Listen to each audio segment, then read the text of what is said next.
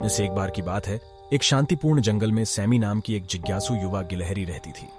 Sami को जंगल के हर कोने का पता लगाना पसंद था और उसके कई पशु मित्र थे जो उसकी साहसिक भावना की प्रशंसा करते थे। एक धूप वाले दिन सैमी ने पत्तों के ढेर के नीचे कुछ चमकदार चीज छिपी देखी।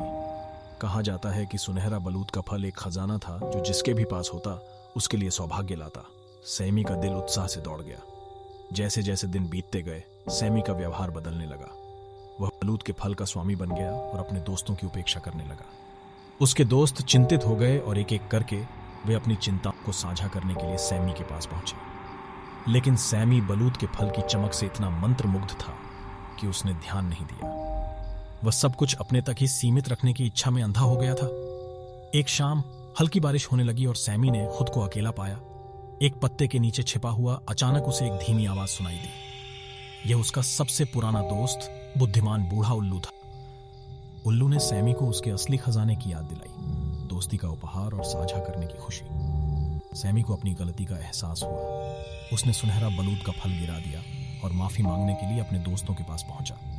उस दिन के बाद से सैमी को समझ आ गया कि सच्चा खजाना दूसरों के प्यार और सहयोग में पाया जाता है। और इसलिए सैमी ने एक मूल्यवान सबक सीखा कि जीवन में सबसे बड़ी दौलत सोने से नहीं बल्कि दया, सहानुभूति और दोस्ती के बंधन से बनी थी। और वे उस सच्चे खजाने को संजोते हुए जो हमेशा से उनके दिलों में था, खुशी खुशी जीवन बिताने लगे। ये सैमी गिलहरी और उसके द्वारा सीखे गए सुनहरे सबक की कहानी है।